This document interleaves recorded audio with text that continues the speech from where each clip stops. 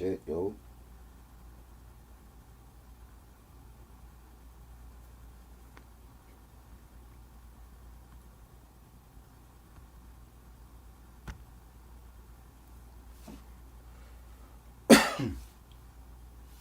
Yo.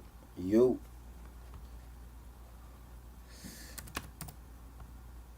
Send this shit to Reg real quick.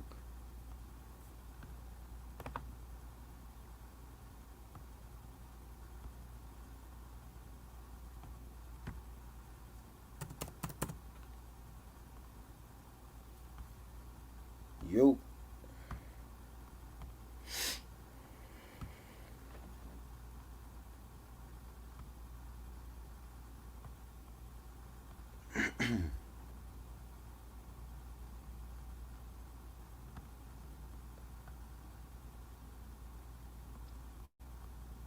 What's good? Reg is on his way.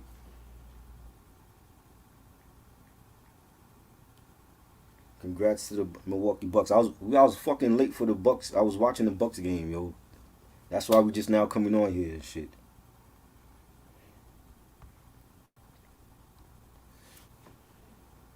Congrats to the Bucks. Giannis, his first first championship for the Bucks in 50 years. Well deserved.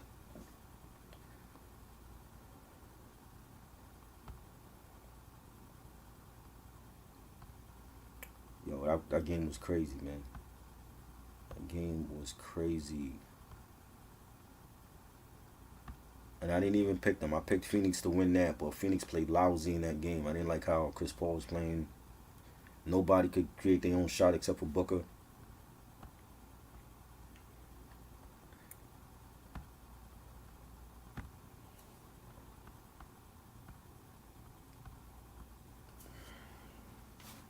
Yeah, we was fucking late. This game ran late. My boy is here. Reg is here. Yo. Reg, what's good, bro?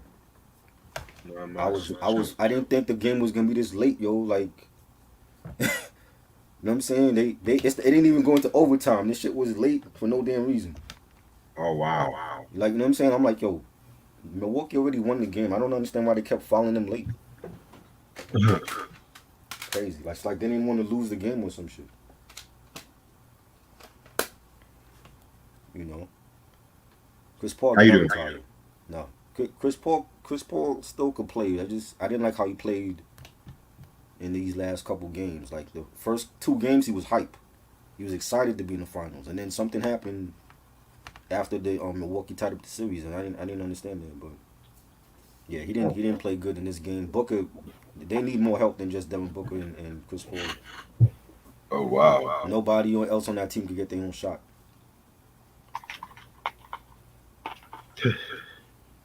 Yeah, but congrats to them though. Congratulations. We late like a motherfucker. We late. Yeah, man. I wasn't even supposed to have been home that fucking early. I just had a fucking flat tire, right? Late. Black. We like black people time late. That's how late we are. Mm-hmm. We late. Yeah, I wasn't even supposed to have been home this fucking early. I had a flat tire. You had a flat tire? Yeah, but I'm gonna fix it all. I already got my backup tire in my trunk. Oh, true. Because the stupid ass state cannot fix the fucking highways, but That's in New York too. That's everywhere. yeah. And I was literally on my way to go chill with a friend. But luckily, my friend brought me back home because I was like 5 minutes away from the spot. Right. Give me 1 second. All right. Ronnie, I know you happy because I see you played with the Bucks the whole season in 2K, so I know you happy that they won.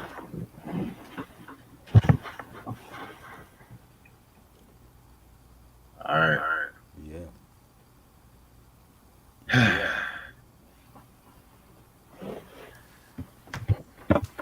Sam said he was watching Bronx Sale. That's what's up. Yeah, I gotta watch that this week. Are you planning on doing a review for that or no? I mean, Sam wanted it, but I got a lot of shit I gotta do first. Sam on everything. He won. Yeah, Oh man. yeah, but it will probably if I do keyword if Mm-hmm. man, yeah, I might have you with me and shit, Yeah. cause Yeah. That's I've seen that so many times already. So you know what I what mean. the fuck's my phone? Oh, You know.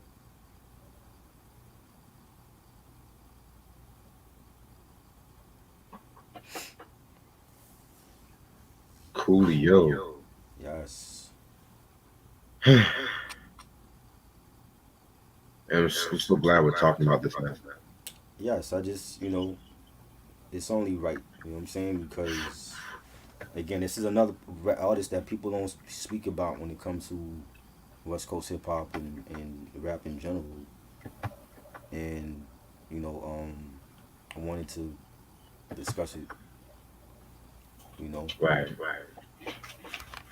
so yeah, this is Daddy Rap Podcast. Your boy Triborough and Reg, and today we're discussing this man, this West Coast artist from Dub C and the Mad Circle group, and um, you know, he said I don't know how people feel about his music. Is he a West Coast legend and all that? And I never hear about that, but I wanted to just talk about his first album because like anniversary was like I think it was yesterday, and I'm like yeah why not I know Coolio more for like his second album, but I'm like we got to talk about his first album first.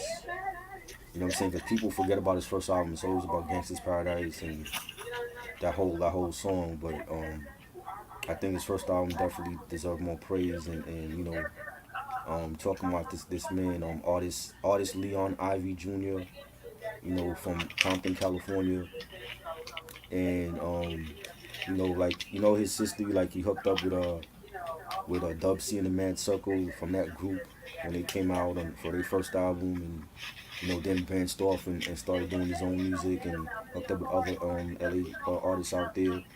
In '87, he had his first song called "What You Gonna Do," and yeah, he was part of a group. What was the group? New School. He was part of the group called New School in '88, and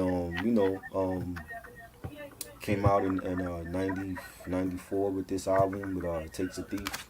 I actually have the album on Tommy Boy Records. Fuck Tommy Boy Records. And I remember when this came out, like I want to say like my first time like even seeing Coolio who he was like I think it was Fantastic Voyage actually when that came out. And then cause I didn't really like I knew who Dub C and the Mass Circle was. I wasn't listening to them at that time though. And Right. I remember seeing them on a Young TV Raps episode with Fat Fat Freddy.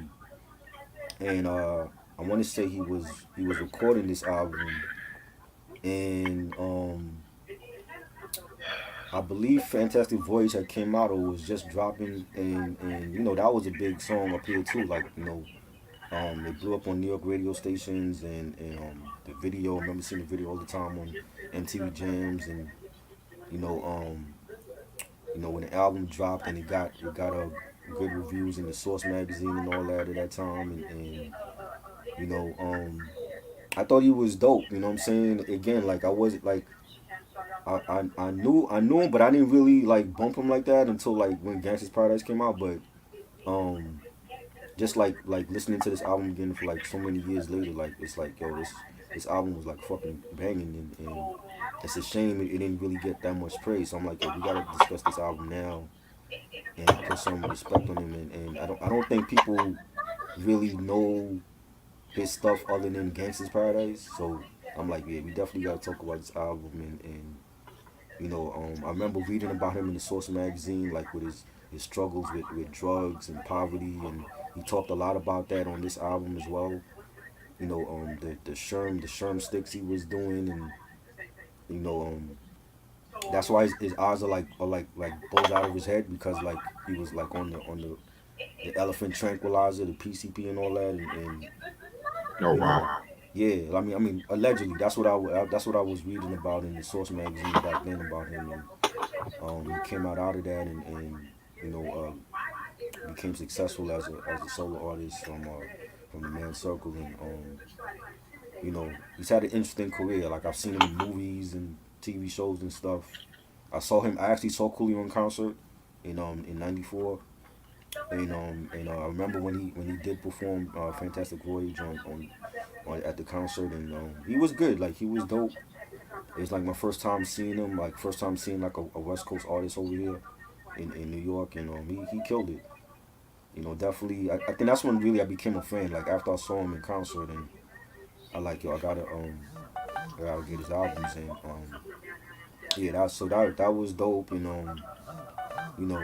I don't want to talk too much about Gangsta's Paradise. I just want to really keep it more for this album, but I know like his successful the success is really based on the second album, but he was dope. He definitely did his thing, and what was like your first time like um discovering his music? Easy. The theme song to Keenan and Kel, and pretty much, he did that track. Then I heard Gangsta's Paradise, Right. of course, which, spoiler alert, that review was coming soon on my channel. Yes. Um, and it was just like the way how he was rapping, and then that beat, it just sounded so cinematic, Right. so dark. And yeah, Coolio definitely, had his commercial appeal, but at the same time, I always feel like that track right there, and maybe Mama I'm in Love with a Gangster and shit like that, Right. probably two of my favorite tracks he's done and stuff.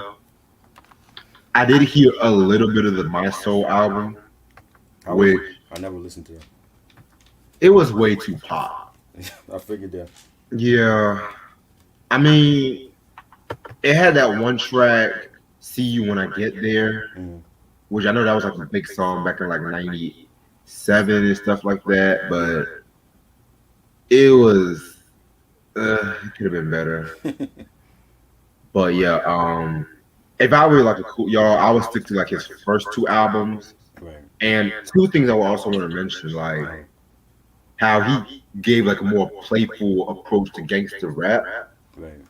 but at the same time, still keeping like his roots, as with like when he was with a double C and a Mad Circle. Right. So yeah, man, definitely a West Coast legend, as I should say. Definitely. I feel like people like to give all his due just for Gangsta's Paradise. And yeah, I mean, it's a signature track, but at the same time, it's just there's more to eye when it comes to Coolio. Right. And yeah, and like he's one of the very. I remember he did Oh my God, I remember he did a DJ Vlad interview, and he was talking about like I being one can't of the talk. huh No, someone's trying to call me. being one of the very few West Coast artists that didn't work with Dr. Dre. Like he got Yeah, a hit from Dr. Dre. He did it on his own with his own producers, Wino and Crazy Toones, and you know what I'm saying. So I'm like, yeah, that's true. I never heard him do anything with Dr. Dre before, not even a remix. So um, thought that was interesting. And the album is mostly produced by Wino, Dobbs, the Wino, and Crazy Tunes, and who else is on here? Paul Stewart and Rashad Coles. You know what I'm saying? So definitely a great album. We got 16 tracks. We have the first track is Fantastic Voyage, is the hit single from this album. Definitely a dope ass G Funk track. Love the hi hats on it, the bass line. A real party track. You put this on at any cookout or party, it's gonna definitely get the cookout started. And it has like a Parliament. To me, it's like it has like that Parliament funk vibe to it. It's like inspired by like a Parliament track. Um, you got uh you got Coolio saying you don't understand about running with a gang because you don't gang bang, and you don't have to stand on the corner and slang because you got your own thing. And yeah, like I said, like it's just a real party vibe about it. It wasn't, it was radio friendly, and they did play it on the radio over here a lot. And yeah, like I definitely still bump this track. It's definitely a banger. Yeah, fantastic voyage. This is pretty much again one of the Coolio songs I first heard and shit like that. Yeah, Nice homage to like the Lakeside song and yes, sir. whatnot too. I'm not gonna lie, I think I like this version more than the Lakeside version. I'm Right. not gonna Same. lie. Same. I like this one. Yeah. Cause Coolio definitely it just definitely fit Coolio. And the video with him on like the little road trip I fucked Yeah. with and stuff like that too. Mm-hmm. Um Definitely a dope classic song. You know what Yeah. I'm saying? G Funk classic. Definitely. Then you get to track two, County Line, another banger. Real love the hi hats on this. A nice beat, nice dope Slick Rick sample. And Coolio talking about like the county line, poverty line, and you know you get like the welfare checks and government cheese and all that, and just talking about his growing up in poverty, and he has some dope lines on there, and he's saying, I take a number in the seat, I'm sweating from the heat, somebody got their shoes off, I smell their feet, free butter and cheese, oh please, can I get my food stamps so I can leave? And anybody that been on the county line, they know um, what they had to go through to get like their food stamps and all that. So I definitely think this is like a dope ass track, and I like the fact that he like it wasn't comedy, but he had like some humorous lines in the song for like a serious subject. So I thought it was dope. Yeah, very dope indeed. Um yeah, this track right here was a very solid joint in my opinion. Pretty much, just talking about trying to scam the system and shit like that too. So definitely a very solid track. Right. Not as favorite as the previous, but it's still good. Yeah, and they both were produced by Wino. Track three, we get to Mama I'm in Love with a Gangster, produced by Yes. Wino. Dope ass beat, nice. It's also featuring Leshaun from the same girl that was on LL Cool J's doing it, from Mr. Smith. I remember Leshaun. I want to say she had an album out, or she was coming out with an album, but there was some beef going on with her and LL Cool J or something. Really? Yeah, like this was when, because that's why she's not in the video for doing it. Like I want to say she was pregnant when they did the video, but there was some issue with her and LL that happened, and she wasn't in the video for doing it. I remember reading about that back in the day, but she's also on this song, and she was I remember her from the Moni Love video for Moni in the Middle. She was in that. Oh wow. But she was an artist too. But I don't think she came up with an album. I might be wrong about that, but I never heard an album from her. I know she was trying. She was an artist, and she was like dropping like singles here and there or whatever. But yeah, she's also on this song, and she's like playing like the girl that's like she's talking to like her mom about being in love with the gangster, and Coolio is playing that gangster that she has a thing for, and like that whole story of women. Sometimes the women like bad boys or whatever. It was like a song like this, and I think the track was dope. Nice beat, real groovy track. We got Coolio saying, just think about the times that we used to have. Don't make me reach out and touch that ass. You put yourself in danger when you fuck with a buster, like shooting dice without a pistol in a circle of murderers. You got more class than the average type hooker bitch. Don't switch. He got a grip, but he ain't rich. And Coolio saying all of this to her while he's incarcerated. And you know what I'm saying? And I thought that was like a dope concept song. It reminded me of Baby Boy. Like when Snoop was incarcerated and he was calling Taraji's he was calling Taraji's character. I forgot her name in Baby Boy. He was calling Yvette. Taraji, huh? Yvette. Yvette, right? He was calling Yvette and from jail, and like when he was like telling her like, yo, I'm about to be out, I need a place to crash, and it reminded me of Baby Boy like that. Even though she wasn't dating him, she was with Jody, but I just got like Baby Boy vibes from like listening to the song again. But definitely one of my favorites on here. Dope ass track. It is a single. I believe there's a video for that. I put the link in the description. So if you haven't seen the video, check it out. Definitely one of my favorites on here though. Yeah, Mama, I'm in love with the Gangsta is a classic track in my opinion. I even like this more than Gangsta's Paradise, Yeah, believe it or yeah, not. definitely. Yeah, Yeah, it reminds me of Teflon Shit Happens. right, Yeah. And just the whole conversation with a girl and a guy in prison and stuff like that. right. Coolio definitely did his thing on this track right here. I love the line when he says, "Cause I keep seeing shit that amazes me, but still I had to kill a motherfucker last week. I thought I was a punk. I try to creep up on, to try to creep up on me in my sleep and stuff like that too. No, Right. I just realized that he doesn't really have like a lot of rhymes. Yeah, it was Leshaun really is the star of Yeah, this track, and like she's on the chorus and everything, and yeah, interesting. Yeah, and I didn't know about that shit with her and LL. So that I don't know if that's like the truth. I mean, allegedly that's what I was hearing, that she was pregnant and either he didn't want her in the video or she couldn't make the video shoot or whatever. That's why she's not in the video. uh, And there was some like friction between him or her and LL like after. So I don't know the whole story behind that. You know. Um. Then you got track four, Hand on My Nutsack, another banger. I like the horn loop on it. Nice bass line, nice beat. You got dope lines by Coolio on here. He's saying motherfuckers curse me, but they can't hurt me. When I'm doing dirt, that's why I show no mercy. Danger, danger, old gangster, gangster, dropping dogs on the gangster, prankster. He just had like some dope ass quotables on this song. Definitely another dope album cut. yeah, this was a solid joint and whatnot. Not really one of my favorites, but just kind of that braggadocio kind of deal and shit. Right. That was also produced by Wino. We got to we got track five, Ghetto Cartoon.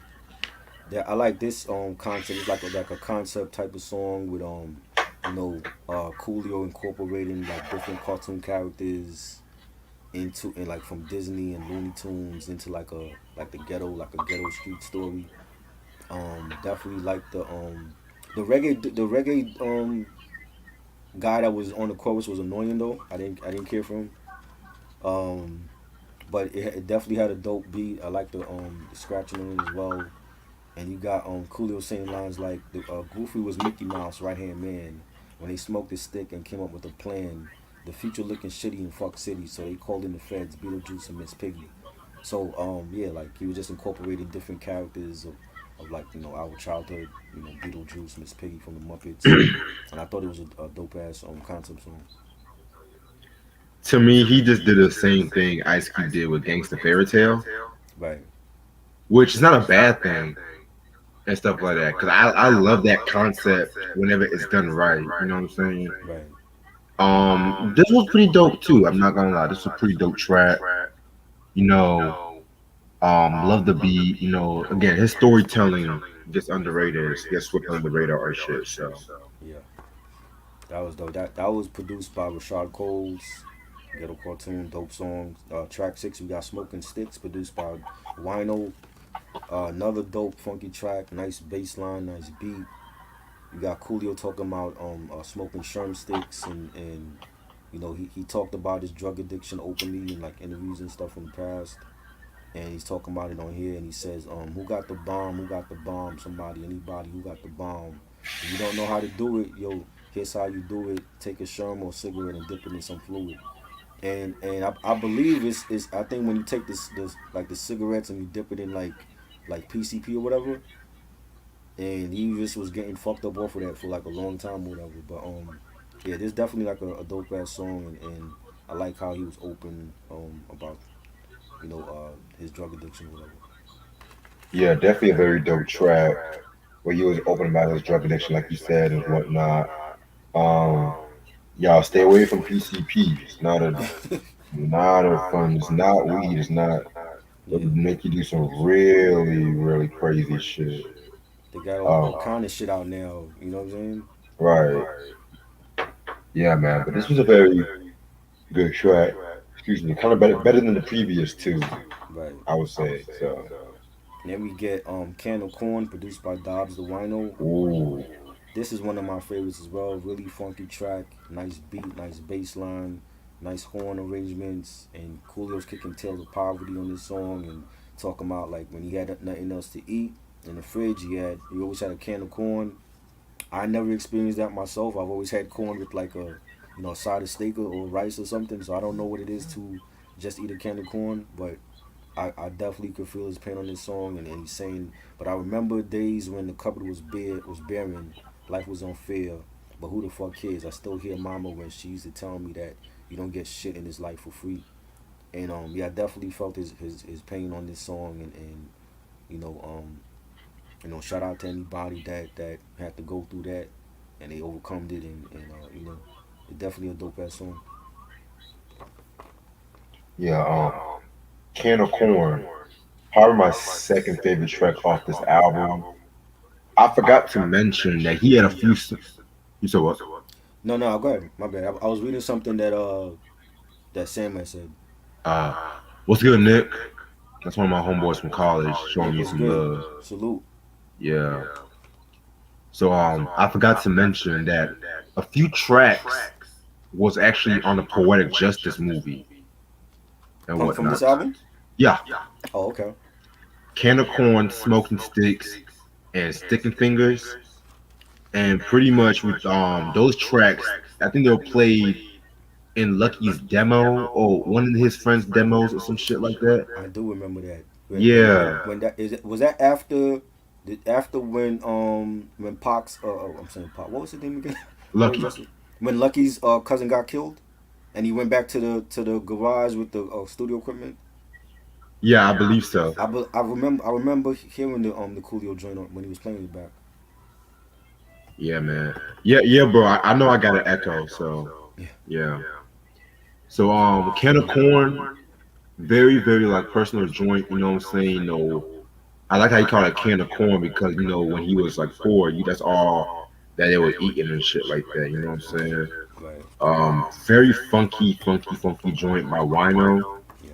Um, it definitely had like that 70s feel to it, hence, that Rufus cover.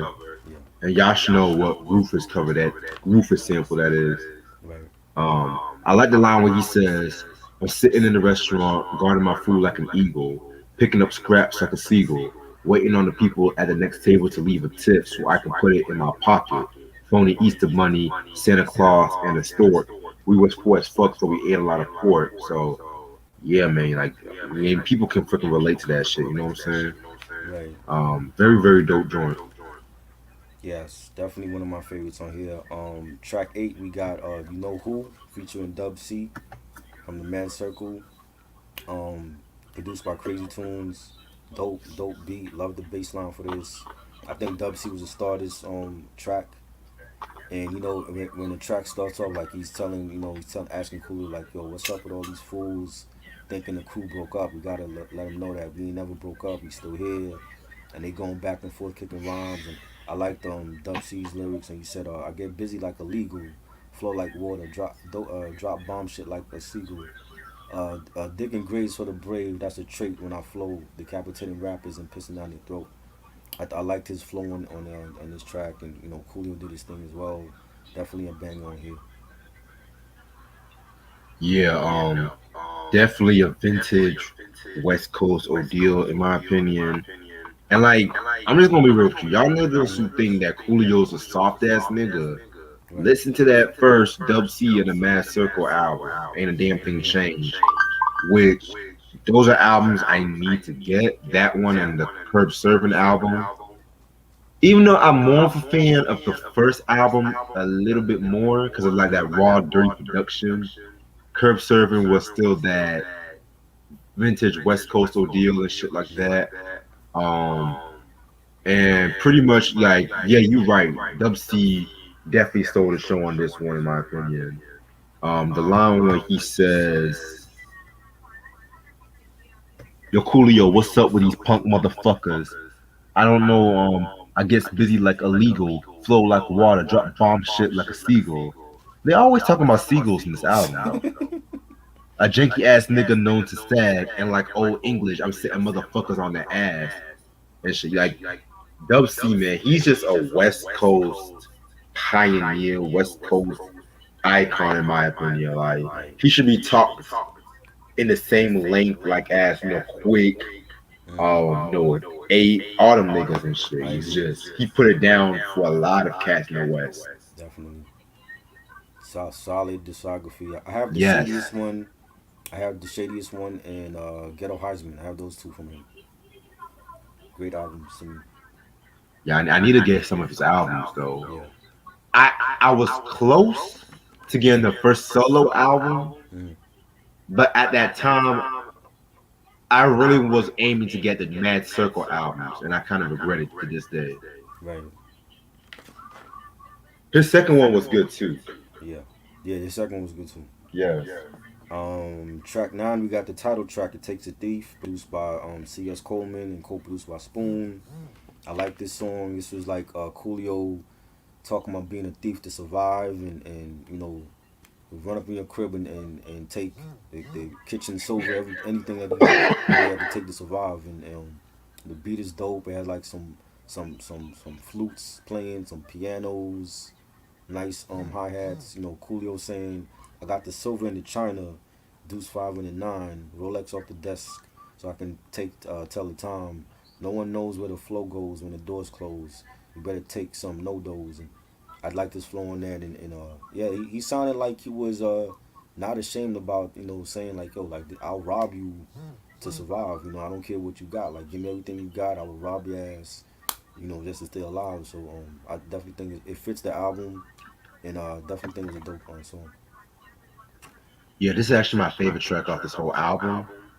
That beat, first of all, is so dark. Yeah. Oh, it was actually Khalil's demo tape, his cousin. Yeah, Khalil, yeah. yeah. It's so dark.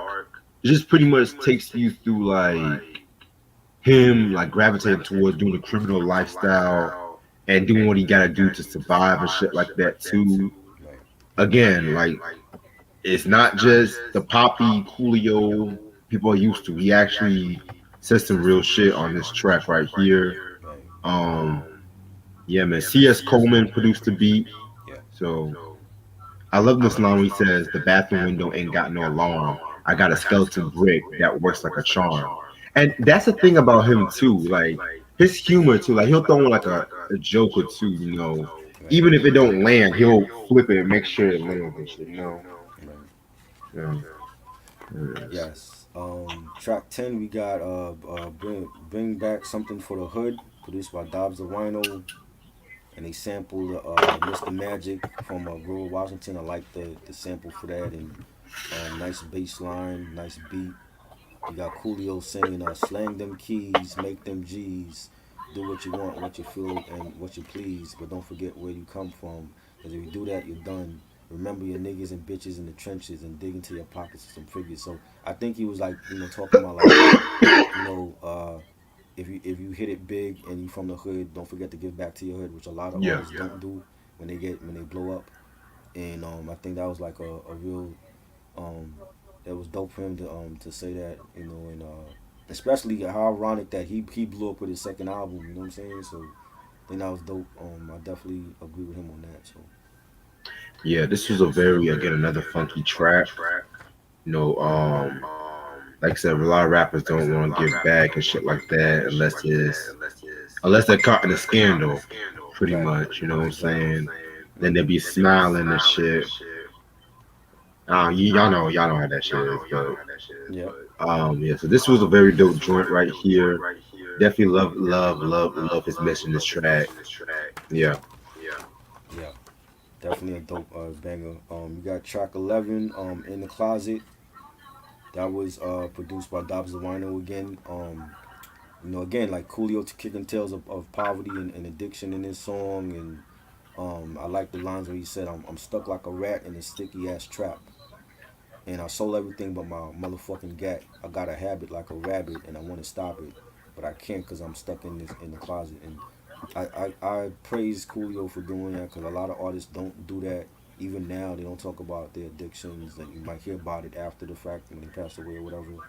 But I like the fact that he was open about it in this album and a lot of the songs, and him being in poverty, and definitely a dope track.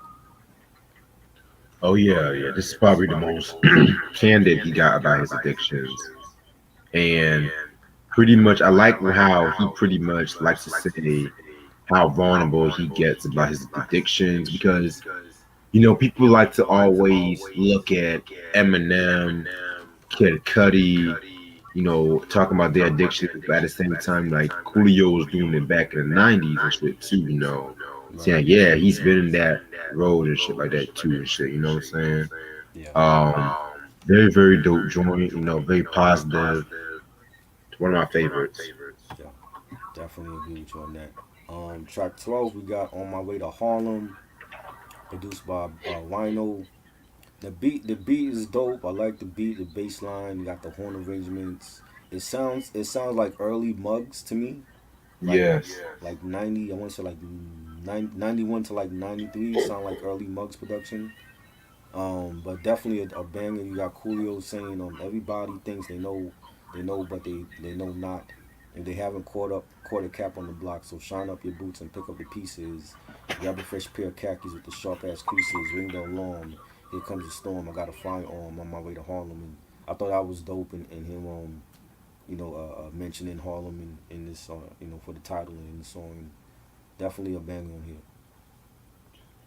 Yeah, pretty dope track, we're him talking about, going to the East Coast and shit like that. You know, one might look at this as like big enough the East too, you know what I'm saying? Right.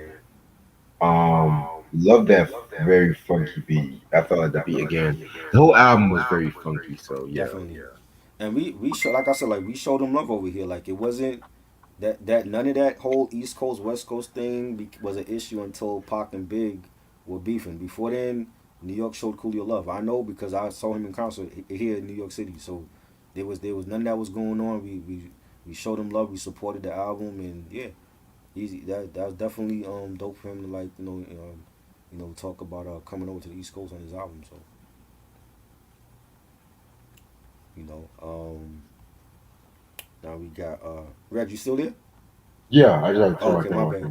My bad. Now we got track 13, Sticky Fingers, produced by Wino produced it again. This was a dope beat, dope bass line. I like the samples of like they sampled Guru's voice on the track and Sticky Fingers from Onyx, hence the title. Coolio saying some people say I'm crazy and they think I'm on crack because I lock on this shit and I'll never give it back. And I thought that was dope, and it was a cool song. It's not like one of my favorites, but it was cool. We are at Sticky Fingers. Yeah, Yeah, I saw this as more of like a playful version of It Takes a Thief, right. if that makes sense and shit like that. Hmm. Um, yeah, man, just him like stealing and shit like that. Yeah, it's pretty straight song. Yeah, that was cool. You got track 14, Thought You Knew, produced by Dobbs the Wino again, featuring the 40 Thieves. They were affiliated with Coolio. I remember I had their first album, but like yo, I damaged it. So and I never replaced it after. Like and that shit is like hard to get now. So It be like um that. yeah. But I remember getting that 40 Thieves album from Columbia House back in the day.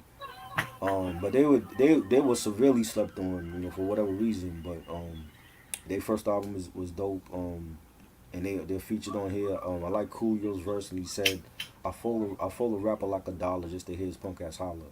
Walk into his hood and grab his homies by the collar, strap him up like a pack of punk bitches. Now I got his whole crew wearing heels and doing dishes." And yeah, I just thought it was like he had some dope lines on here, and 40 Thieves did their thing. Very nice collab. Yeah, this track right here was very cool. You know, I didn't like the beat. You didn't like the beat? I didn't like the beat. Okay. I felt like I don't know. I just feel like that beat didn't really fit the album. Right. It's probably my least favorite. It was like that, dun, dun. Right. And that's the same sample that Cam used for that song "Whoop Whoop," Mm-hmm. which an Ice Cube dish, which Mm-hmm. I felt like that was okay too. Wasn't as good as "Pull Your Skirt Up," but that's another Right. story for a different day. So lyrically, it was good, but that beat could have been better. De La Soul used that same sample for on Stakes is High. Yeah, for baby. Yeah, the Ooh Baby Baby joint. Yeah. Yeah. Well, But see, they were dope. I like that song from them. yeah, that was the best usage of that sample. Yeah. That was dope. Yeah, they were going after Bad Boy on that one. Yeah. Oh man, we got to talk about that album, man. Yes, we do. That was dope. Track 15, we got what's track Ugly Bitches. That was produced by Dobbs, the Wino, co-produced by Doug Rashid. I like this song. It was hilarious. Where you got Coolio basically talking about getting caught up with an ugly chick, and the issues you would have with being with an ugly chick, and the beat was dope. And I think it should have had a video for it. I think like a video would have been hilarious for this song. You got a hilarious chorus. They were singing the chorus. When I was young, I used to have fun fucking with ugly bitches, but now that I'm grown, I leave them alone because I went from rags to riches. I just thought that was hilarious. The hilarious chorus. You got Coolio saying, "Go get you a girl that got something going. Get rid of that bitch looking like a dragon. Now you want to fight because you ragging on your missus, but that's what you get when you fuck with ugly bitches." So that's just like a whole song about the not so pretty chicks, and I thought it was hilarious. It's definitely a fan of one of my favorites on here. Yeah, this is a very funny track, but I'm not gonna lie, that last verse was kind of crazy. Right. How like he's talking about how his homeboy ended up like being killing the ugly girl because his son was ugly Yeah. or some shit. It's not supposed to be funny, but it is unintentionally funny Right. because like Coolio would just make it's like he'll make like an unintentionally joke and shit like that. Right. And there was this line where he says, "Hold on."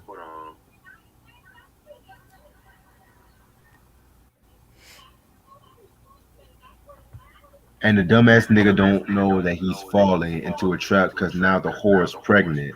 9 months later, she squirted on an insect. He don't want to claim it. She went and got a test. Now he's sending his child support in a big fat check. My nigga got depressed. He started drinking liquor. One night he got drunk, went to her house and killed her. Riches to rags and rags to riches. But that's what you get when you fuck with ugly bitches. Like, damn, It happens. You know what I'm saying? It damn. happens. You know. She got pregnant by a bug. It's crazy. That's the worst kind fall asleep with one of them ugly chicks and then you get her pregnant. That's for life. You know what I mean? So yeah, that should have had a video. I think I definitely could have seen a hilarious video for that. We got the last track. I remember to close the album off. That was produced by Gary G Love Heard and Coolio co-produced it with Spoon. Definitely one of my favorites on here, featuring J Roll from the Licks and Billy Boy on the chorus. And I just like a one of them back in the days type of feel good tracks. The nostalgia of like growing up as a child, and they mentioned many different things. I like J Roll's verse. He said, "I got the alcoholic juice to wake you up like a rooster. But back when I was young, I used to be a booster, stealing candy from the store. Go to school, come up. I had the whole playground chewing all the gum up. You know what I'm saying? Playing steel to the chest, and I was the best playing kickball at recess. So yeah, I played kickball, a lot during lunch hour, back in middle school and all that, and we all know about them candy stories, going to the corner store getting annihilators and sour powers and shit like that. So yeah, this was a feel good track, another like one of them reminisce tracks. I definitely enjoyed it, and it was a good way to end off the album. Yeah, this was a track right here where it was a nice way to end up the album. Pretty much just have that feel good, reminiscing about your childhood kind of tracks. Yeah. Yeah, yeah, definitely. Yeah, and that's the whole album, 16 tracks. Definitely, to me, it's a classic album that doesn't get mentioned a lot. It's always about Gangsta's Paradise, and I think, like after listening to this album again, like after so many years, like there's a distinctive sound between this album and the second one. Like I think this album it was more street. It was more Coolio before the success of the second album, and then when you hear Gangsta's Paradise, to me, it was more radio friendly. It was a little bit too pop on some songs. But this album is definitely an underrated gem. I definitely would give it 5 mics. I love the production from Wino, who overseen like most of the production on here. Coolio speaking about poverty and the county line, and growing up back in the day in Compton, and being addicted to Sherm. I think he had some great songs on here. Dope features from Leshaun and Dub C and 40 Thieves, J Ro from the Alcoholics, Billy Boy. Definitely a West Coast classic. I remember A County Line, Fantastic Voyage, It Takes a Thief, the title track, Mama, I'm in Love with a Gangster. Those are like my favorite tracks on the album. But I definitely, if you haven't listened to this album, definitely check it out. It's definitely a classic in my opinion. Yes, sir. Yeah, this was definitely a very dope album. Definitely a strong G Funk album from Coolio. Him stepping out on his own. Some songs I admit didn't work, but at the same time, it wasn't like anything like, oh my god, you shouldn't listen to it. So I'll give it a 4.5 out of 5. Oh, oh. Yeah, we definitely got to talk about Gangsta's Paradise. So, Yes, cause I definitely see the shift like from this album to the second one. You could definitely tell like when you hear them back to back. hmm Sam said we should review some MC8. well, I already reviewed a couple You did say? Compton Most Wanted, but we got you. True. He's another underrated artist to me. Uh, Ronnie said, speaking of reminisce tracks, what's your favorite reminisce song? Mm, I like keeping with the West Coast theme. I like Ahmad. Back in the day, I've always liked the remix. yes, I've always liked that remix. With the Teddy Pendergrass sample like that too. They played that like a lot over here on New York radio. That was like a huge hit over here too. You know what I'm saying? That definitely one of my favorites when it comes to like reminisce type of tracks. definitely. Um, I'll probably have to go with NWA, The Days of Way Back. Yeah, that was dope too. hmm Definitely enjoyed that one. Ronnie said It Takes a Thief was definitely overshadowed by the Chronic. Yeah, Chronic and Doggy Style. It was all about those two albums on the West Coast, and I mean rightfully so. Those are classics. I feel like there's albums like It Takes a Thief from the West that were like slept on, and those are the ones that deserve more praise. You know what I'm saying? So definitely agree with you on that. Sam said Lou Rawls or the Spinners. Spinners. I don't. I'm gonna go with the Spinners. I only know a couple Lou Rawls songs. Better lyricist MC8 or Dub C. WC. Yeah, I got Dub. I like Dub's flow. When he start doing that tongue twisting flow and shit, I like that, man. Yeah. You know. But MC8 is underrated too. Definitely is needs more. He deserves his flowers too. Yeah, I agree. You know. Definitely.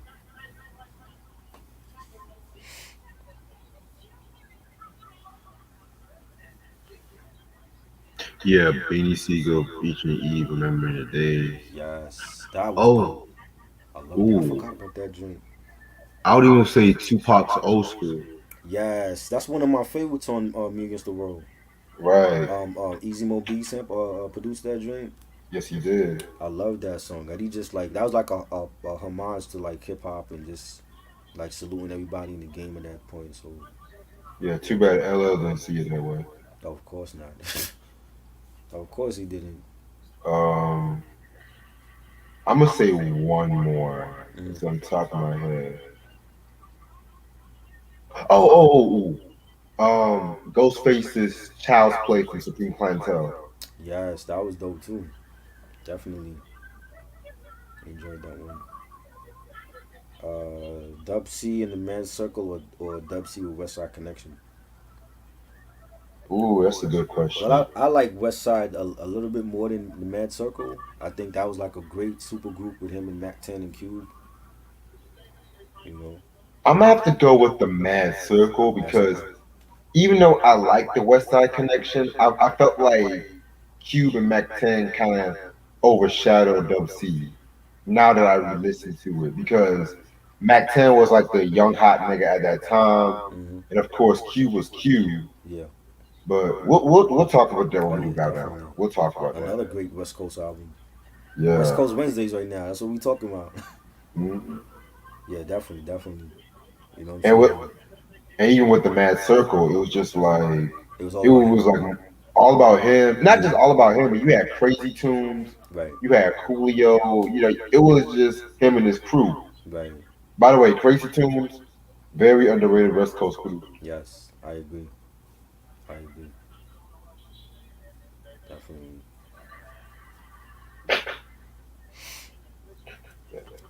I'm gonna say until about 120.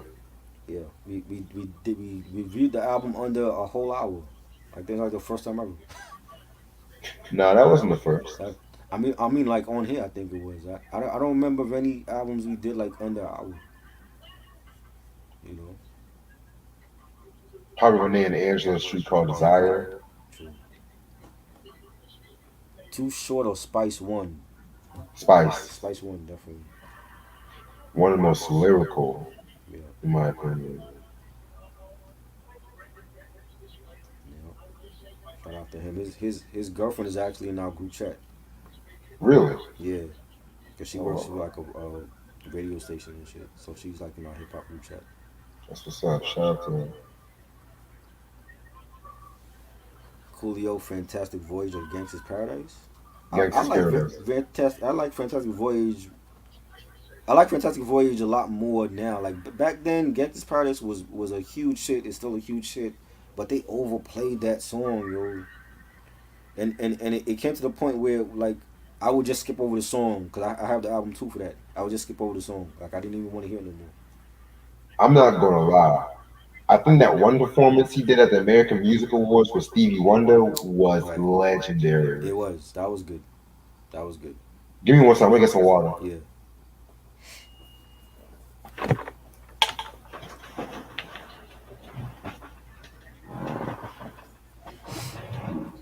Yeah, man. They overplayed that song. You know. I didn't get tired of Fantastic Voyage. Like it was a big hit, but it wasn't overplayed like how Gangsta's Paradise was. At least not over here. You know.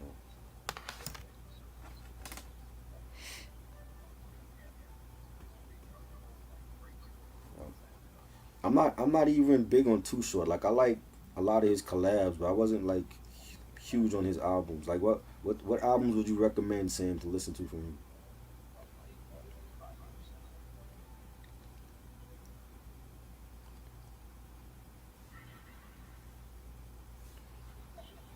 The Locks or West Side Connection? Oh wow.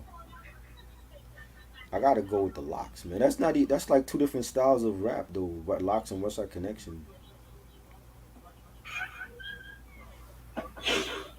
I've been to Coney Island many times, man. It's in Brooklyn. I've been going to Coney Island since I was a kid.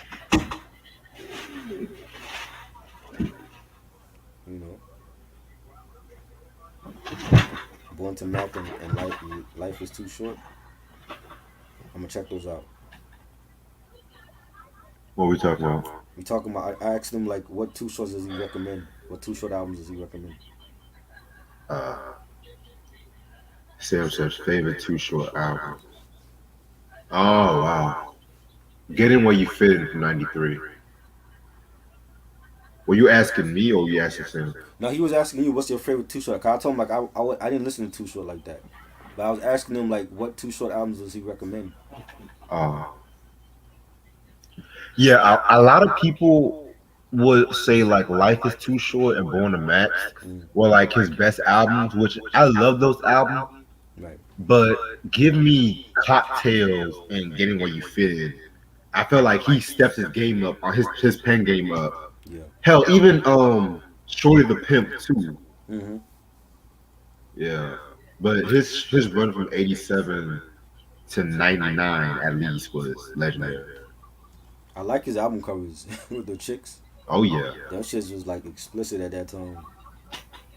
You know, the Cocktails album cover was explicit. Ooh, That was considered explicit at that time for rap. that was creative. What's Yeah, what's the other one with the where like the chick is on the bed with him? shit. Hold on. You talking about You Nasty? It might be that one.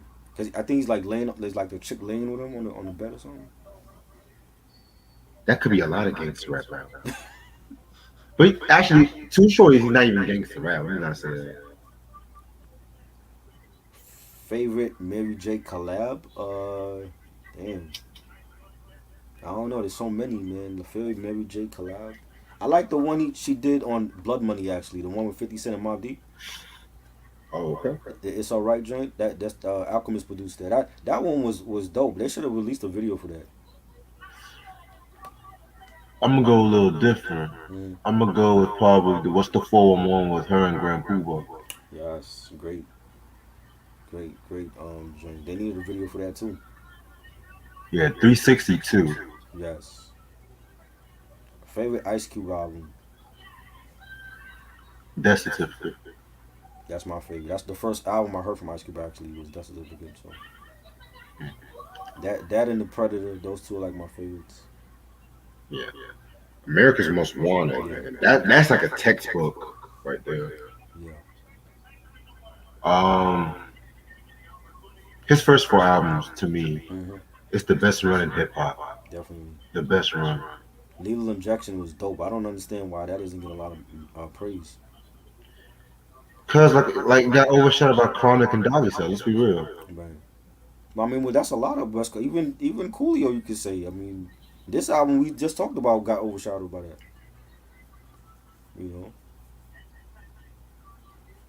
Ronnie said to go with "You're All I Need." Yeah, that was great. That's like my second one. Yeah, yeah. I mean, it just I don't get it. I'm like, Lethal Injection was dope. That's a dope album. I listen to that compared to the shit that he dropped in the 2000s. It's better than fucking War and Peace Volume One and Definitely, Two. definitely. Cause I think You some. gotta stop at after Lethal Injection is weird. You gotta stop it. That's like Willie's last solid album. Cause I seen some motherfucker rank his albums Mm.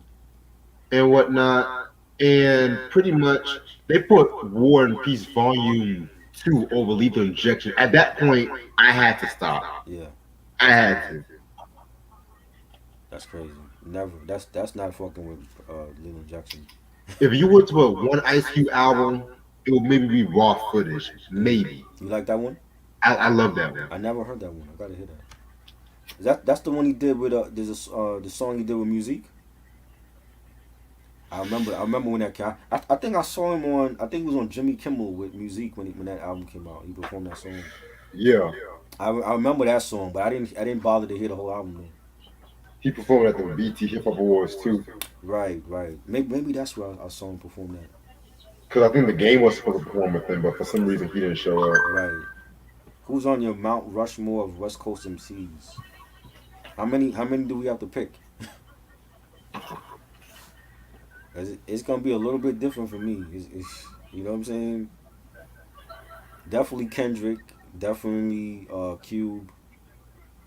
Um, Pac. If you want to consider him a West Coast artist, because he is like both coasts. Um,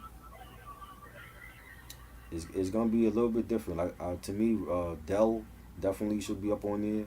Interesting. You know what I'm saying? Like just his lyricism alone, not even his albums. You know what I'm saying?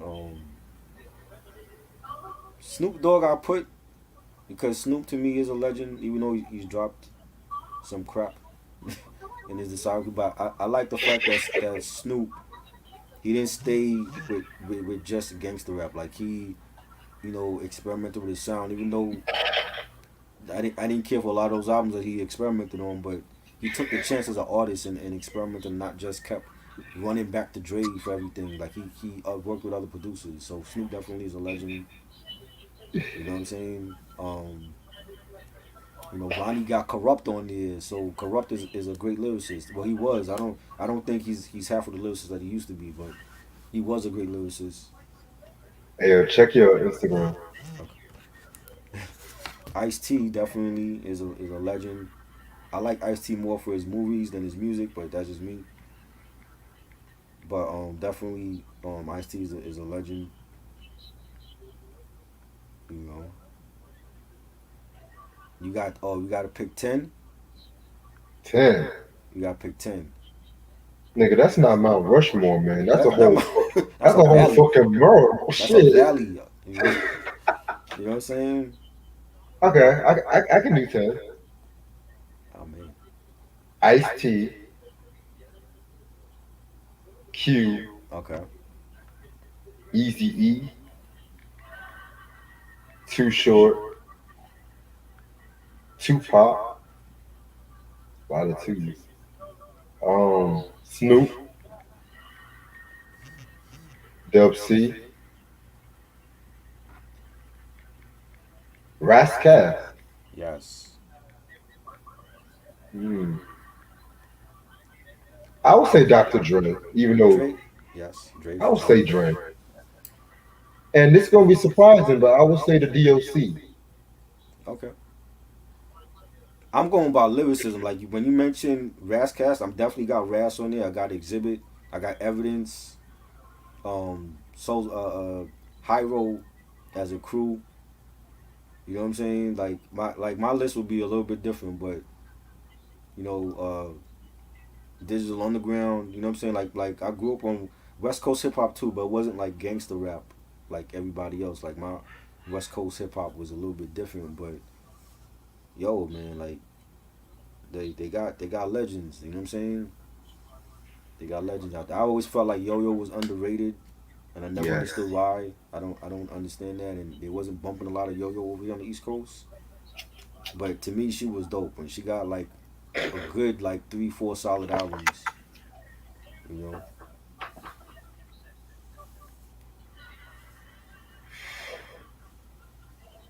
I think you just wanted us to hear to say Pac. That's all that was. Yo. Of course, Pac gonna be on there. You know what I'm saying? Of what Pac is on my list regardless. Like whether it's East or West, like he on top 5 to me all time. So you know what I mean? Who the fuck is laughing? That's, my neighbor. That's my neighbor laughing, but you know what I mean? Yeah, definitely Pac is gonna be on there for me top 5. I know people don't got Pac on the as high on their list. I'm like, nah, he definitely on there. Cause y'all bugging. Like Pac was one of the best, lyrically and song wise. His work ethic, everything about him. You know what I mean? Ronnie got Ice T number 10, Too Short number 9, Rashad number 8, 7 Dr. Dre, 6 Kendrick, 5 E40, 4 Corrupt, 3 Tupac, 2 Snoop, and number 1 for him is Ice Cube. Dope. That's a dope list. Covering like just about all of Cali right there. So that's dope. That's dope. No, he ain't got the game on the list. Nobody had game on their list. How y'all feel about game? I mean, I didn't mind really based on impact, but Game, he's in my top 20. Game, okay. Coolio or Exhibit? Definitely Exhibit. Definitely Exhibit. Somebody is laughing a storm. One of your neighbors is just laughing a Yeah, storm. I don't know what they're watching at this time of night. It's like 1:20. I don't know what they're watching. Shit. My window is open too, so you could hear everything. Oh man. Like, what the fuck? Ronnie said I put the game in honorable mention. Game is dope. I'm not a crazy game stand like some of his fans are like he dope, but I don't think he'd be in my top 10 when it comes to West Coast shit. You To be know. name dropping. Yeah, that's the number one issue I don't like about him. He's name dropping in every song, and I thought it was like a fad, but he does it all the damn time. You know, that should get tiring after a while. Listening to my Tupac while busting my biggie I'm like, bro, in it's my okay. easy. You're on album like number 8. You don't need to keep name dropping to get a feature with these artists. You know what I'm saying? The first album I can understand. You name drop when you a new artist and you wanna attract Nas and Kanye and all that to your to work with you. That's one thing. But if you like on album number 7, you shouldn't be still doing that. You know. Q said, "Yeah, I agree. Try." Yeah, I mean, to me, I don't know. To me, I've always felt like Pac was lyrical. Like, you don't need to be saying big metaphors and shit to be lyrical. Just like the shit that he was saying, he made you feel what he was saying, and he made you feel whatever mood that he was in. So for people to say that he's not lyrical, I don't get it. I'm like, this dude is like one of the most poetic ever. You know. Favorite Dr. Dre collab. Mm, Yeah, mm. I give Game his props. He did bring the West Coast back, and before the whole Kendrick hype, it was all about Game. You know what I'm saying? And we supported Game in his first album, and when he was signed with G Unit. So I was I bought the documentary. It's a classic album. I like a lot of his albums, but I don't feel like every album he got is a classic though. Like a lot of his fan base is delusional. You know what I'm saying? Like they'll tell you till they blue in the face that every album he got is classic. I don't believe it is though, but you know. But yeah, but the game is dope. Game She is must be dope. watching the Park versus. I don't know. Game is dope. He definitely did his thing for the West. You gotta at least mention him if he's not in your top 10. Favorite Drake collab? That's hard, yo. Like he did For so much. real. I don't know. Too many. He did too many things. You know.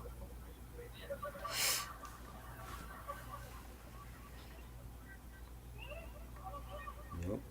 You ready for this country with you? Yes. Definitely ready tomorrow.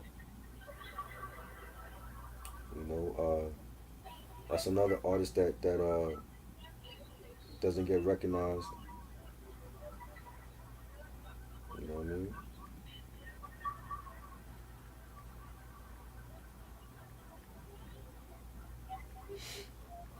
Yeah.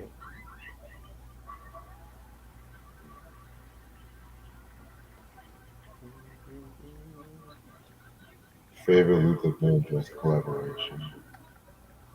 Favorite Luther collab? Yeah. Um, Favorite Luther collab. Probably the one with Beyonce, I'm gonna go with the one with Mariah. Mariah. That was dope too. Yeah, way better than the original. I mean, you like what you like, Q. That's how. Don't go by what anybody else think. You like who you like. You know what I'm saying? That's just what it is. Paco always been in my top 5. I never felt like he was lower than top 5. So Yeah. But I'm gonna call it a night try 'cause I gotta get up, get my car in the morning. this has been another episode of Danny Rap Podcast with me and Reg. Yes, sir. Coolio album Takes a Thief. Is this out of print or no? Yeah, that's how to put it. It's out of print. Okay. Shout out to DJ Nelson for the CD. Tomorrow we doing Pudgy the Fat Bastard King New York. Yeah, that's gonna be good. Yes, sir. And Thursday's exhibit at the Yes, Speed of yes. Life. Another West Coast artist that we're gonna talk about. Can't wait. Oh yeah. Subscribe to the Alright. channel, like, comment, share. Let me know your favorite Coolio songs from this album and or Gangsta's Paradise or your least favorite. And this is it, man. I appreciate it, bro. All right, Peace. later. Peace.